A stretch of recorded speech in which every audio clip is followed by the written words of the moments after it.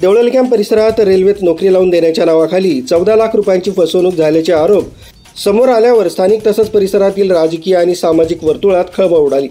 या प्रकरणात निदेशक तसंच सामाजिक कार्यकर्ते म्हणून परिचित असलेले डॉक्टर संतोष कटारे यांनी आज सर्व आरोप पूर्णपणे खोटे असल्याचं सांगत कडक नकार दिला आहे। डॉक्टर कटारे म्हणाले, माझ्यावरील सर्व आरोप बिनबुडाचे। त्यांनी पुढे नमूद केलंय की ते आंतरराष्ट्रीय दर्जाचे ब्लड आर्टिस्ट असून गरजूंना मदत करण्याचं हे त्यांचं दीर्घकाळाचं काम आहे। मी सरळ हातानं गरीब तसंच गरजूंना मदत करणारा असून माझं सामाजिक राजकीय योगदान लोकांना माहीत आहे, असे ते म्हणाले। डॉक्टर कटारे यांनी आरोप करणाऱ्या काही गटांवर कटकारस्थान तसंच बदनाम करण्याचा प्रयत्न करणाऱ्यांचा आरोप केला। त्यांच्या म्हणण्यानुसार काही समाजकंटकांनी तसंच बदमाश पुढाऱ्यांनी माझं नाव खराब करण्यासाठी ही योजना आखली असून माझी राजकीय कारकीर्द बिघडवण्याचे प्रयत्न केले आहेत। त्यांनी स्पष्ट केलंय की त्यांच्यावर कुठलाही ठोस पुरावा किंवा आधार न ठेवता खोटी तक्रार दाखल केली आहे। विशेषतः त्यांनी फिर्यादी सोनवणे यांच्याबाबत सांगितलंय की मी सोनवणे यांना अजून एकदाही बघितलेलं नाही, माझा त्यांच्याशी कोणताही संबंध नाही। तसं डॉक्टर कटारे यांनी मागणी केली आहे की आरोप खरे असतील तर संबंधित ठिकाणच्या CCTV फुटेजची चौकशी करा तसंच पुरावे सादर करा। पुरावा दिसला तर मी तुरुंगात जाण्यासही तयार आहे, असंही त्यांनी नमूद केलंय। नमस्कार आदरणीय मुख्यमंत्री देवेंद्र फडणवीस साहेब, मी संतोष कटारे। नाशिक परिसरामध्ये माझ्यावर एक खोटा प्रकारचा गुन्हा दाखल झालेला आहे। त्या ठिकाणी गोरख सोनवणे नावाचा जो व्यक्ती आहे तो एजंट आहे आणि त्या गोरख सोनवणे नावाच्या व्यक्तीने त्याच्या मुलाला पुढे केले की ज्याचा माझा अद्यापही कुठल्याही प्रकारचा संबंध नाही, आर्थिक व्यवहार नाही आणि कुठल्याही प्रकारचं लेनदेन नाही। त्याचं आणि अमोल ठाकूर नावाच्या व्यक्तीचा आर्थिक व्यवहार होता। त्या आर्थिक व्यवहार प्रसंगी अमोल ठाकूर याला गोरख सोनवणे आणि त्याच्या अन्य साथीदाराने त्याला मुंबईवरून किडनॅप केलं होतं। किडनॅप केल्यानंतर 4-5 दिवस त्याचा अमानुष छळ केला, त्याला मारहाण केली, त्याच्या तोंडामध्ये मूत्र विसर्जन केलं आणि तो आदिवासी समाजाचा आहे। त्याला त्याच्या छातीचे केससुद्धा उपटण्यामध्ये आले आणि त्याला तोंडावर जोरजोरात बेदम मारहाण त्या ठिकाणी केल्याची दिसून आली।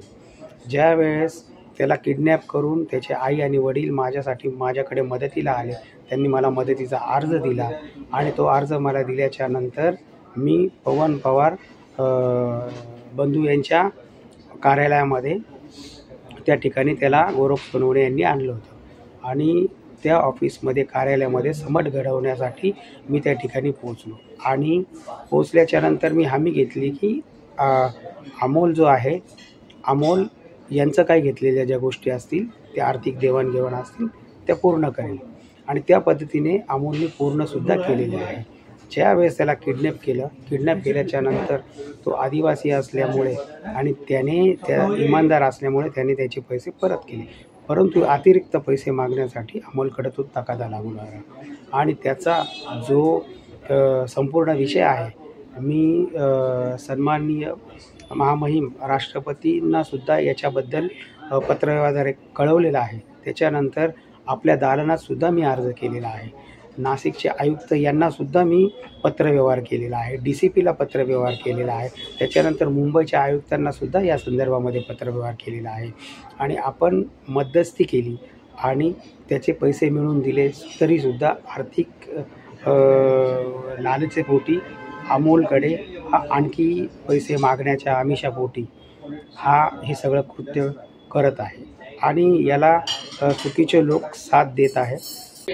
व्यवहार हा गोरख सोनवणे आणि अमोल ठाकूरचा, मी मध्यस्थी केली आणि माझ्यावरच त्या सर्व गोष्टी आल्या, हे मला अपेक्षित होते आणि जो याच्या पाठीमागचा जो खरा सूत्रधार आहे त्या सूत्रधाराची सर्व व्हिडिओ आणि तो कशा पद्धतीने देवळाली कॅम्पमध्ये कोणाकोणाच्या हत्येचा कट रचतो, कोणाकोणाची हत्या करण्याचा त्याचा मानस आहे, कोणाकोणाचं राजकीय वर्चस्व संपवण्याचं त्याचं ज्याचं कट कारस्थान आहे, याच्या संदर्भामध्ये CP साहेबांना, DCP साहेबांना आणि PI साहेबांना मी त्या संदर्भातचे 2 दिवसापूर्वीचे व्हिडिओ पाठवलेले आहेत।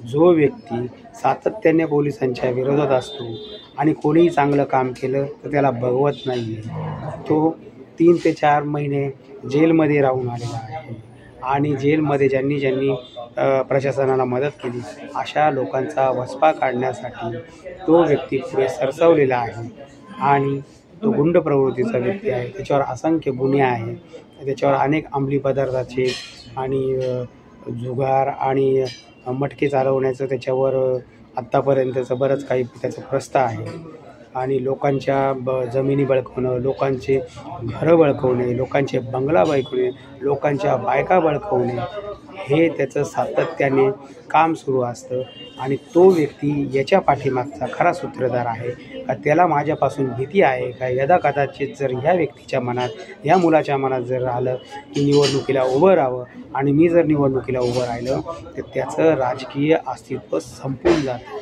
म्हणून तो अशा पद्धतीच्या कारवाया करत राहतो. मी चळवळीचा कार्यकर्ता आहे असे किती जरी आरोप माझ्यावर झाले तर मी त्याला घाबरणार नाही. मी बाबासाहेब आंबेडकरांच्या विचाराने प्रेरित झालेला कार्यकर्ता आहे. मी संघर्षातून तयार झालेला कार्यकर्ता आहे. त्याच्यामुळं किती दुःख माझ्यासमोर आले, किती प्रश्न माझ्यासमोर आले, किती अडचणी माझ्यासमोर आले तरी मी झुकणारा नाही. आणि परंतु जे सत्य आहे ते सत्य पोलिसांच्या समोर आलं पाहिजे. जे सत्य आहे ते सत्य जनतेच्या समोर आलं पाहिजे. म्हणून याच्यानंतर आता मी कंबर कसणार आहे आणि ह्या अन्यायाला वाचा फोडणार आहे. मी स्वतःच्या रक्ताने महापुरुषांची चित्र काढण्याचं काम करतो. स्वतःच्या शरीरातून रक्त काढून अनेक महापुरुषांची चित्र मी काढलेली आहे. अनेक पुरस्कार मला मिळाले आहे, देशातही मिळाले आहे व देशाच्या बाहेरसुद्धा मिळाले आहे. आणि तिथे कुठेतरी समाजामध्ये माझं दानधर्म असेल, माझं कार्य असेल, या कार्याला समोर ठेवून कोणाची तरी निवडणुकीला जिंकण्याची आणि जिंकून येण्याची कोणाची तरी जी इच्छा असेल, आकांक्षा असेल ती पूर्ण होऊ शकत नाही. म्हणून त्या समोरच्या व्यक्तीने या गोरख सोनवणेला हस्तगत करून आणि त्याला खोटं सगळा बनाव रचून माझ्या विरुद्ध कटकारस्थान करण्याचं काम करत आहे. मी अनेक वेळेस अनेक निवडणुकांमध्ये आपल्या पक्षाला सातत्याने मदत करण्यात आलेलं आहे. पोलीस प्रशासनाला तर माझी एवढी मदत आहे की जीवावर उद्धार होऊन काही काही प्रकरणामध्ये मी पोलिसांची मदत केलेली आहे. अक्षरशः पोलिसांच्या अंगावर जे वार झाले ते सुद्धा मी झेललेलं आहे. पोलिसांना अनेक म्हणजे त्यांच्या मुलाबाळांना मदत करण्यापर्यंत मी त्यांच्या पाठीमागं उभा आहे. पोलीस कर्मचाऱ्याला एका ठिकाणी सामाजिक न्याय विभागामध्ये दाखलासुद्धा देत नव्हते कोणी, वारंवार चक्रा मारायला लावायचे.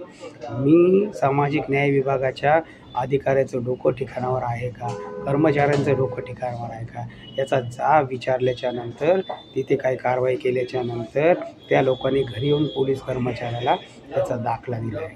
अनेक वेगवेगळ्या गुन्ह्याच्या माध्यमातून पोलिसांनी माझ्याशी संपर्क केला. त्या प्रत्येक गुन्ह्यामध्ये मी पोलिसांना सहकार्य केलेले आहे. परंतु ज्यावेळेस मला सहकार्य करायची ज्यावेळेस भूमिका आली तर मग पोलीस असे मागं का सरसवले मला कळत नाही. असं तर नाही काही की रिपब्लिकन पक्ष असेल किंवा हा जो दलित समाज असेल किंवा हा आंबेडकरी समाज असेल, हा दिवसागणिक शिक्षणामध्ये प्रगती करत आहे आणि नेमकं यांचं कंबरडं मोडण्याचं काम तर सुरू नाही आहे ना. कुठंतरी दलित आंबेडकरी चळवळ ही बदनाम करण्याचा तर कटकारस्थान चालू नाही आहे ना. कुठंतरी जे बाबासाहेबांच्या विचारांना मानणारे लोक आहेत ते सर्व समाजाला सोबत घेऊन चालले आहेत आणि प्रगती करताय, कोणाच्या पोटात तर हे दुखत नाही आहे ना. अशी शंका, असे प्रश्न आज माझ्या मनामध्ये हे सर्व निर्माण होत आहे. म्हणून कृपया करून या प्रकरणाचा गांभीर्याने विचार करावा आणि मला न्याय द्यावा. मुख्य संचालक रवींद्र जाधव, लोकराज्य न्यूज, नाशिक.